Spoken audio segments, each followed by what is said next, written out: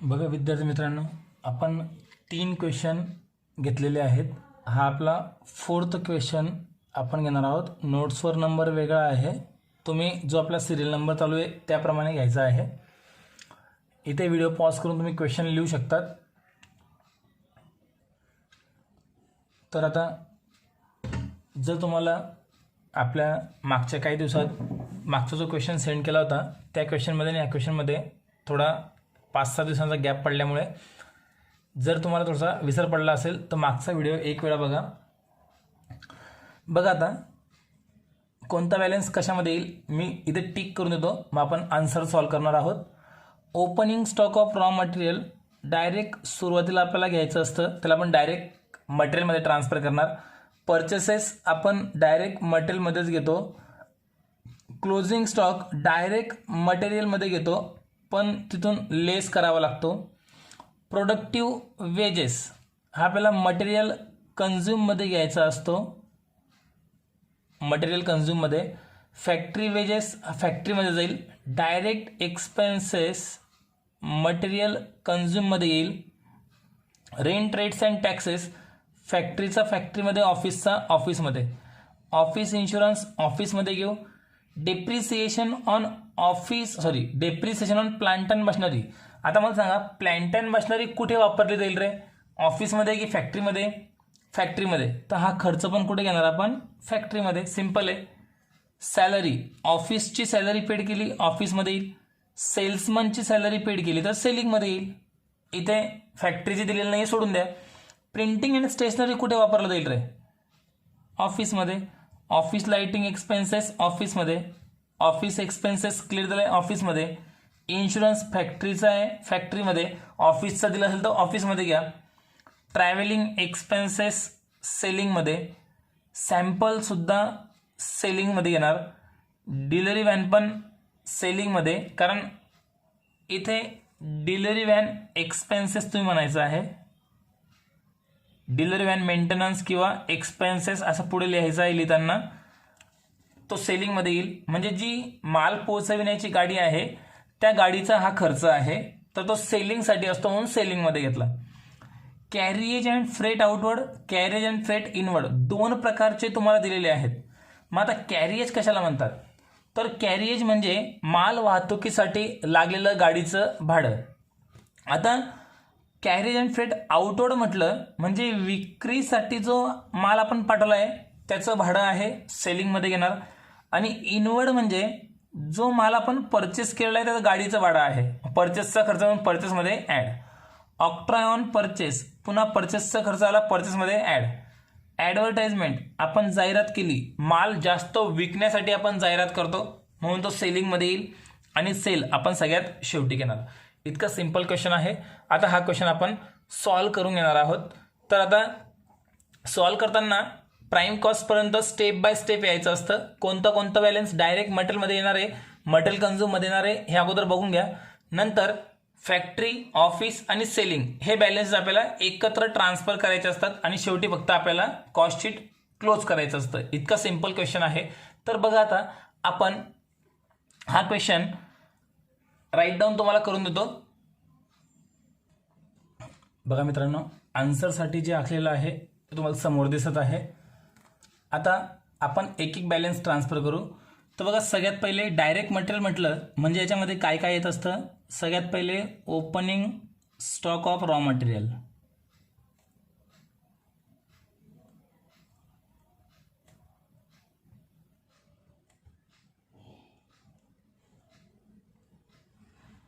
Opening stock of raw material सगळ्यात पहिले घ्यायचं असतं. थोडा फॉर्मॅट क्लिअर करून देतो.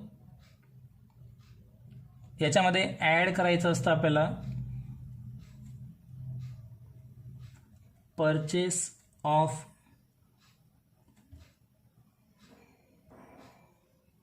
Raw material. जो रॉ मटेरियल आपण खरेदी केला असेल तो याच्यामध्ये ॲड करायचा. त्यानंतर परचेससाठी जे पण खर्च लागले असतील ते याच्यामध्ये आपण ॲड करत जायचे. मग आता बघा सगळ्यात शेवटी परचेससाठी तुम्हाला 2 खर्च लागलेले आहेत, कॅरिएज अँड फ्रेट इनवर्ड आणि ऑक्ट्रॉय ऑन परचेस, हे 2 खर्च लागलेले आहेत. हे दोघं खर्च आपण त्यामध्ये ॲड करायचे. नंतर आपण अमाऊंट लिहू. फक्त समजून घ्या पहिले डायरेक्ट मटेरियल कशाला म्हणतात. तर याच्यामध्ये आपण इथे ॲड करू कॅरिएज अँड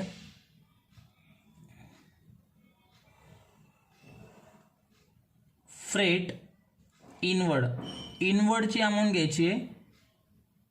इनवर्ड म्हणजे खरेदीसाठी लागलेला खर्च गाडीचा आणि आउटर म्हणजे विक्रीसाठी लागलेला. तर आपण परचेससाठीचा घेणार आहोत. अजून एक खर्च परचेससाठी octroi on purchase. Octroi on purchase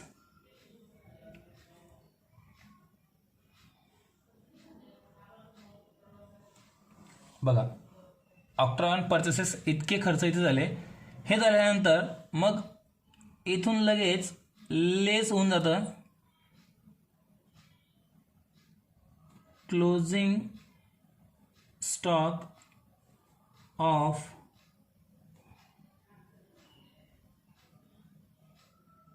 raw material. Closing stock of raw मटेरियलचं डायरेक्ट काय करायचं, लेस. मग हे लेस झालं की जो बॅलन्स उरतो त्याला आपण नाव द्यायचं असतं मटेरियल कन्झ्युम. मग मटेरियल कन्झ्युममध्ये बघा, इथपर्यंत तुमचा हा जो भाग आहे ना, हा भाग तुमचा डायरेक्ट मटेरियलमध्ये येतो. म्हणजे काय काय, opening stock of raw material, purchase of raw material, त्याच्यामध्ये परचेसचे खर्च ॲड, क्लोजिंग स्टॉक लेस. तर मटेरियल कन्झ्युम इथपर्यंत येतं. तर याला तुम्ही फक्त म्हणणार इथपर्यंत तुम्ही डायरेक्ट मटेरियल. मग आता याच्यानंतर मी जर डायरेक्ट मटेरियल जर मध्ये घ्यायचं म्हटलं असेल तर तुम्हाला तर इथे कुठंतरी ॲडजस्ट करून घ्यायचं असतं. डायरेक्ट मटेरियलमध्ये सगळं ॲड होतात, फक्त क्लोजिंग स्टॉक लेस होतो. मग इथपर्यंत आपण आता अमाऊंट ट्रान्सफर करू. तर बघा, आता opening stock of raw material उदाहरण बघा समोर तुम्हाला दिसतंय. नसेल तर तुम्ही अगोदर तो क्वेश्चन लिहून घ्यायला मी सांगितला होता. स्टार्टिंगला बघा तुम्हाला तो व्हिडिओमध्ये जेव्हा मी क्वेश्चन समजवला तेव्हा तो पॉज करून लिहून घ्या म्हटलं होतं. ओपनिंग स्टॉक ऑफ रॉ मटेरियलची अमाऊंट आहे 75,000. परचेस ऑफ रॉ मटेरियलची अमाऊंट आहे 2 लाख. यानंतर कॅरिएज इनवर्डची अमाऊंट बघा शेवटी दिलेली उदाहरणामध्ये मला वाटतं काहीतरी 10,000 दिलेली आहे. ती 10,000 अमाऊंट आपण इथं घेतली. त्यानंतर ऑक्ट्रॉयची अमाऊंट तुम्हाला दिलेली आहे 1,500 रुपये. ते 1,500 रुपये आपण घेतले. आता काय करायचं, क्लोजिंग स्टॉकची अमाऊंट लेस करायची आहे. क्लोजिंग स्टॉक बघा वरती 3 नंबरवर दिलेला आहे 90,000. ते आपल्याला लेस करायचे आहेत. आता लेस जर करायचे आहेत तर वरती जेवढी अमाऊंट आहे त्या सगळ्यांच्या अगोदर टोटल करून टाका. तुम्हाला कॅल्क्युलेटर अलाउड आहे, मी टोटल फास्ट करतो. 75, 85, 86, 500, 2,86,500 अमाऊंट आहे. मग आता काय करायचं आहे, 2,86,500 मधून बघा अमाऊंट व्यवस्थित बघा, 2,86,500 मधून आपल्याला 90,000 रुपये लेस करून टाकायचे आहेत. तर बघा अमाऊंट किती उरेल, लेस करा. तुमच्याकडे कॅल्सी असेल, नसेल तर कॅल्सी घेऊन घ्या. मी तोंडी करतोय. इथे 500 रुपये, नंतर 10, 6 सेम, त्यानंतर 9, 1,96,500 रुपये इतका बॅलन्स होता. त्याला म्हटलं आपण मटेरियल कन्झ्युम. आता मटेरियल कन्झ्युम सापडल्यानंतर मटेरियल कन्झ्युममध्ये सर्व प्रकारचे डायरेक्ट एक्सपेन्सेस ॲड करायला सांगितले होते मी. मग बघा स्टार्टिंगला आहे तुम्हाला 4 नंबर मला वाटतं काहीतरी प्रोडक्टिव्ह वेजेस. मग तो इथे ॲड करू आपण.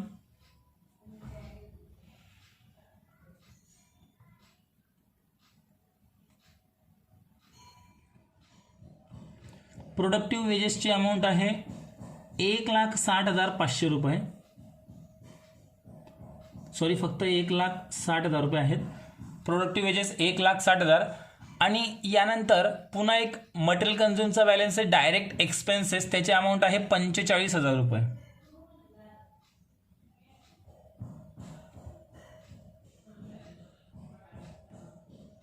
डायरेक्ट एक्सपेन्सेसची अमाऊंट आहे 45,000 रुपये.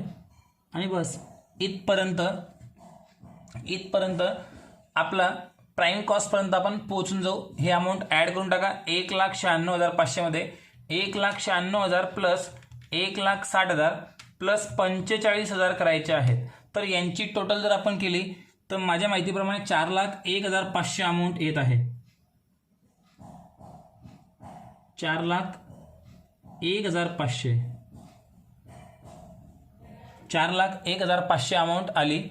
आता इथं काय करायचं बघा, याला आपल्याला नाव द्यायचं प्राईम कॉस्ट. मग आता याच्या समोरचं नाव लिहायला जागा नाही आहे, तर आपण काय करू, इथे अंडरलाईन करून पुन्हा ती अमाऊंट खाली घ्यायची 4,01,500 आणि मग त्याला आपण नाव द्यायचं प्राईम कॉस्ट.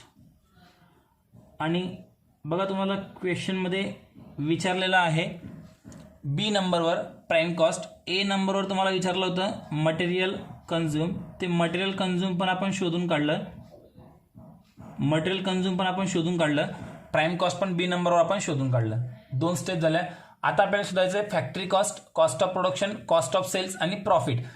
एफ नंबरवर प्रॉफिट म्हटलेलं आहे, म्हणजे या क्वेश्चनमध्ये प्रॉफिटच व्हायला पाहिजे, इतकं तुम्ही क्लिअर करून घ्या. आता काय करतो बघा, इथपर्यंत तुम्हाला क्लिअर झालं असेल. आता काय करायचं, 3 हेड बाकी आहेत, एक फॅक्टरीचा, एक ऑफिसचा आणि एक सेलिंगचा. मग तिघं हेडचे नाव आपण टाकून ठेवायचे आणि जो बॅलन्स ज्या हेडचा येईल त्याचा फक्त बॅलन्सेस ट्रान्सफर करायचे. इतकं सिंपल आहे. मग आता बघा इथं मी लिहून घेतो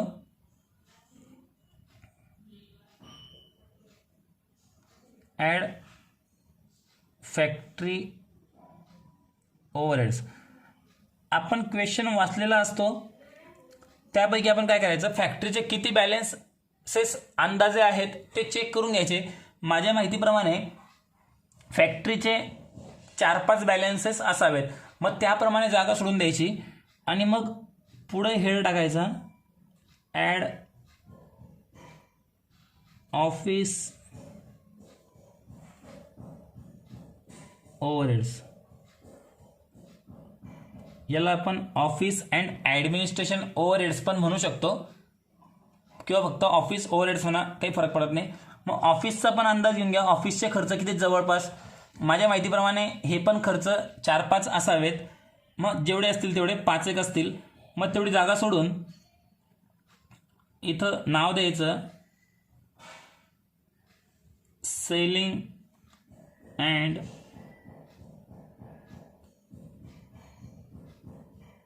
distribution overheads, selling and distribution overheads.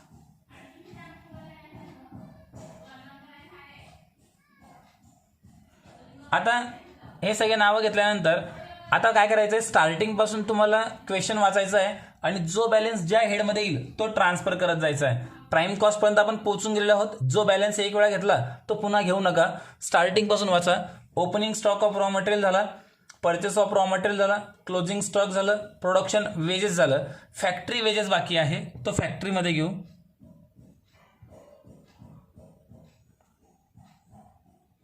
Factory wedges amount मधल्या कॉलममध्ये आपण म्हणजे इनर कॉलममध्ये घेऊ 25,000. यानंतर डायरेक्ट एक्सपेन्सेस झालं, रेंट रेट्स अँड टॅक्सेस फॅक्टरीचं पण आहे ऑफिसचं पण आहे. मग फॅक्टरीचं फॅक्टरीमध्ये, ऑफिसचं ऑफिसमध्ये घेऊ. Rent rates and taxes, rent rates and taxes फॅक्टरीची अमाऊंट आहे 12,000 रुपये. इथं घेतलं आपण 12,000 रुपये. आणि ऑफिसचा पण आहे तोच खर्च. मग पुन्हा तेच नाव ऑफिसमध्ये आलो, रेंट रेट्स अँड टॅक्सेस, त्याची अमाऊंट आहे 1,000. इनर कॉलममध्ये घेतला आपण 1,000 रुपये, तो पण खर्च संपला.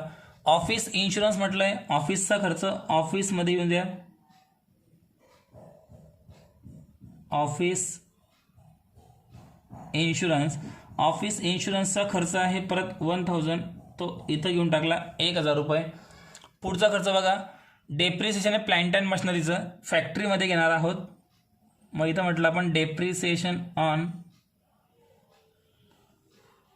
Plant and machinery, depreciation on plant and machinery 2,000 रुपये लिहून घेतला इनर कॉलममध्ये. बघा काय करतो मी व्यवस्थित बघा, फक्त बॅलन्सेस ट्रान्सफर करण्याचे मार्क मिळत आहेत. नंतर सॅलरी ऑफिसची आणि सेल्समनची म्हटलेली आहे, मग ऑफिसची ऑफिसमध्ये घेऊ. सॅलरी अमाऊंट आहे 5,000 रुपीज आणि सेल्समनची आहे म्हणून इथं नाव देऊ आपण सेल्समन सॅलरी. सेल्समन सॅलरीची अमाऊंट आहे 5,000 रुपीज. पुढे प्रिंटिंग अँड स्टेशनरी ऑफिसला लागणारा खर्च आहे, ऑफिसमध्ये घेऊ. Printing and stationery, printing and स्टेशनरीची अमाऊंट आहे 1000 रुपीज. यानंतर ऑफिस अँड लाइटिंग एक्सपेन्सेस 2000 रुपये आहे, ऑफिसचाच खर्च आहे. मग इथं म्हणू आपण लाइटिंग एक्सपेन्सेस. लाइटिंग एक्सपेन्सेसचं अमाऊंट आहे 2000 रुपीज. यानंतर ऑफिस एक्सपेन्सेस क्लिअर म्हटलेलं आहे, मग आपण फक्त त्याला एक्सपेन्सेस नावाने घेऊन टाकू. ऑफिस पुन्हा पुन्हा लिहायची गरज नाही, कारण आपण ऑफिसमध्येच घेत आहोत. त्याची अमाऊंट आहे 3000 रुपये. यानंतर इन्शुरन्स आहे फॅक्टरीचा. फॅक्टरीमध्ये घेऊ. फॅक्टरी नाव नाही पण लिहिलं चालेल, फक्त इन्शुरन्स लिहा. अमाऊंट आहे 3000 रुपये. यानंतर ट्रॅव्हलिंग एक्सपेन्सेस हा सेलिंगचा खर्च असतो, सेलिंगमध्ये ट्रान्सफर करू.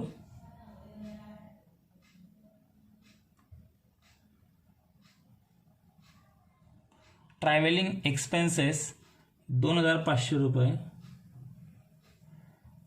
यानंतर पुढचा खर्च सॅम्पल्स म्हटलेलं आहे, म्हणजे काही फ्रीमध्ये आपण ते सॅम्पल्स वाटलेले असतात सेलिंग वाढण्यासाठी. सेलिंगचा खर्च आहे सॅम्पल्स 2000 रुपये. त्यानंतर डिलिव्हरी व्हॅन एक्सपेन्सेस आहे 500 रुपये, तो पण सेलिंगचा खर्च आहे. Delivery van expenses.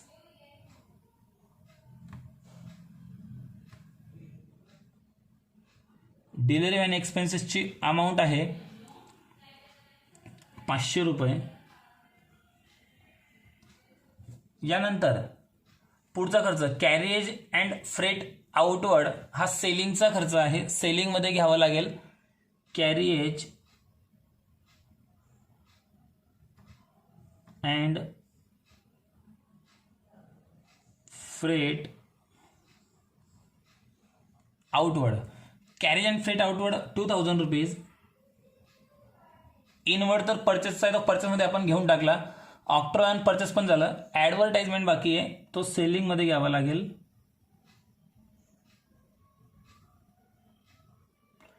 ॲडव्हर्टाइजमेंटची अमाऊंट आहे 5000 रुपये. आणि सेल्स म्हटलेलं आहे सगळ्यात शेवटी. मग बघा सेल्सची अमाऊंट सगळ्यात शेवटी इथं पण यायला पाहिजे. मग आपण बघा इथे 1-2 ओळी सोडून सेल्स नाव टाकून ठेवू. सेल्सची अमाऊंट आहे 5 लाख, आउटर कॉलममध्ये आली पाहिजे 5 लाख रुपये. आता फक्त काय करायचं बघा आपल्याला मित्रांनो, एकदम सोपं आहे. टोटल करत जायची आहे. आता इथले फॅक्टरीची टोटल करायची. 25 आणि 12 37, 37 आणि 3 40 आणि 2 42,000 रुपये. 30 टोटल इथे बाहेर घेतली. आणि फक्त काय करायचं, मागच्या अमाऊंटमध्ये ही अमाऊंट फक्त ॲड करायची. 4,01,500 मध्ये 42,000 जर ॲड केले तर टोटल होऊन जाईल 4,43,500. आणि याला नाव द्यायचं आपण फॅक्टरी कॉस्ट. याला वर्क कॉस्ट पण म्हणतात, तुम्हाला विचारलं आहे बघा, याला वर्क कॉस्ट पण म्हणतात. हे झालं की आता लगेच ऑफिसचे खर्च ॲड करायचे. आता ऑफिसचे खर्च ॲड करायचे. ऑफिसचे खर्च कितीत बघा, यांची टोटल करू आपण. 1 आणि 1 2 आणि 5 7 आणि 1 8 आणि 2 10 आणि 3 13,000 रुपये. 13,000 रुपये मागच्या अमाऊंटमध्ये पुन्हा ॲड करायचे. 43 आणि 13 56, 4,56,500. याला नाव द्यायचं आपण, याला आपण नाव द्यायचं कॉस्ट ऑफ प्रोडक्शन.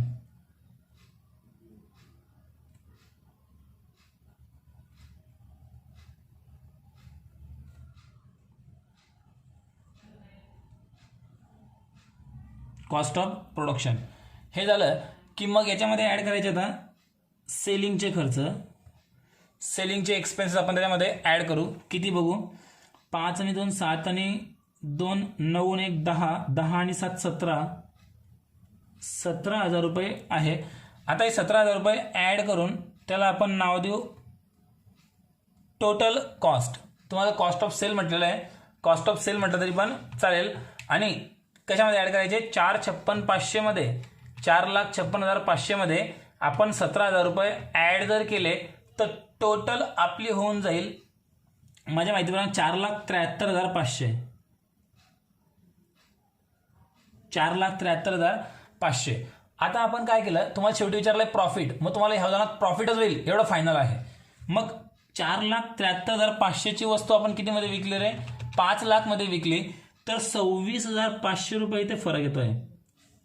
26,500 त्याला आपण नाव देऊ प्रॉफिट. कसा काढला प्रॉफिट, सेल्समधून टोटल कॉस्ट लेस करायची तर प्रॉफिट सापडला. तुम्हाला हा प्रॉफिट पण शोधून काढायला सांगितला होता, तो पण आपण शोधून काढला आणि पूर्ण क्वेश्चन तुमचा इथे संपला. जे नसेल समजलेलं ते विचारून घ्या. इथपर्यंत तुम्हाला आन्सर लिहिण्याकरता मी स्टार्टिंगपासून इथे बघा, इथून आपला आन्सर आहे. इथे व्हिडिओ तुम्ही स्क्रीनशॉट काढून घ्या, फॅक्टरी कॉस्टपर्यंत काढला असेल. आता यानंतर याचा खालचा पुन्हा तुम्हाला स्क्रीनशॉट काढायचा आहे इथपर्यंत, मग तुम्हाला ते पूर्ण व्यवस्थित लिहिता येईल. ओके, आणि पूर्ण आन्सर आपलं संपलं.